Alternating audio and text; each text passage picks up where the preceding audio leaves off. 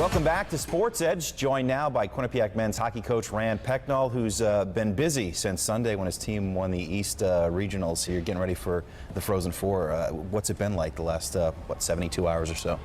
It's been a lot of chaos. So we're, trying to get organized with the plane and the charter and hotels and meals and everything. So it's, but it's all good. It's a great problem to have. We're really excited to go to the team.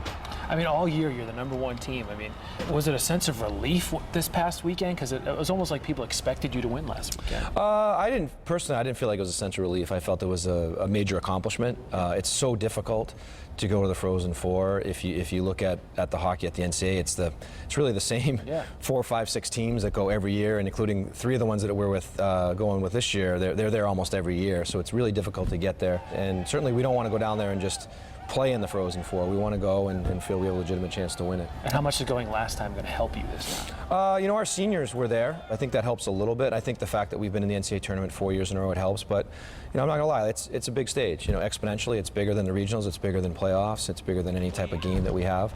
Certainly our Yale home game helps us get ready for something like this, the way the pressure that's on that.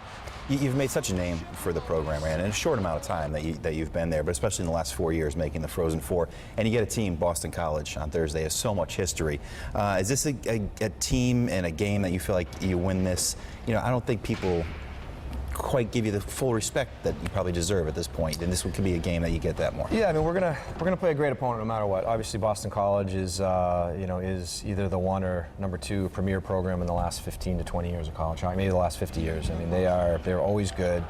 They're synonymous with success at this level. Jerry York's got over 1,000 wins, the winningest coach ever. They have 13 draft picks. They have first and second rounders. I mean, they're loaded.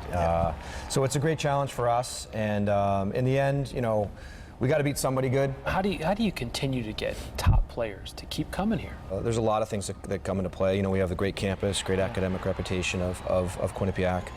I think it really helps that we win. We've gone 18 years Division I. We've never had a losing season. I think kids want to go where they know they're going to win. Not only are we winning, but we were a top 20 program for a long time there, and now we're a top 10, top 5 program. And we have a great culture, and it's just we recruit great character kids, and it's a fun place to play. A great facility. I mean, Jack McDonald told us he was sitting there in his seat one day and said, "Oh my God, we have the best facility in college." Yeah, it's one of the best rinks in college hockey. It certainly helps. I talked to Jack actually this morning. He's referring to us as his Frozen 3 because he's been at BC, he's been at Denver, he's been at Quinnipiac, so we got to get him a job at North Dakota. And you never know with Jack.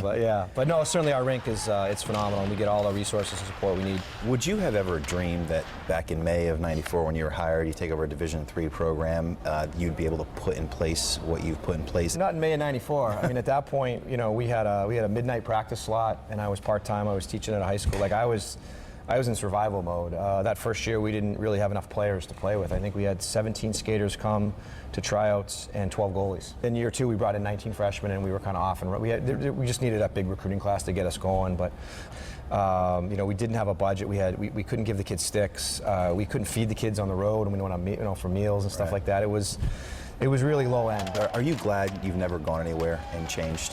Absolutely, yeah. I think there's nothing wrong with being loyal. Quinnipiac's been very loyal to me. They treat me really well. I have a nice secure contract, and they take care of me. So it's a great place to work. I've been 22 years in, and most likely I'll probably be here about another 20. You want to be the guy that's going to be on the bench for 35, 40 years? Yeah, you never look at everything. You don't know exactly what's going to happen with your life. But I mean, I love it here. I have a 2.5-year-old now. So my wife tells when he was born, she's like, you're going to have to work till he's 22 to get him through Quinnipiac for free. So I got another 20 years to get him through school. But it really is it's a great place to work. I had Jack McDonald for 20 of my 22 years. Now we have Greg Amodio as the new AD. He's phenomenal. I couldn't be happier with Greg. Billy Mecca, John Leahy, Mark Thompson. They're all just great people to work with, and it's really an awesome place to work, so I feel very fortunate. Well, thanks for coming in. Appreciate it. Good luck. Best luck down there. It'll be #1 Quinnipiac against preseason #1 Boston College Thursday, 5 o'clock in Tampa.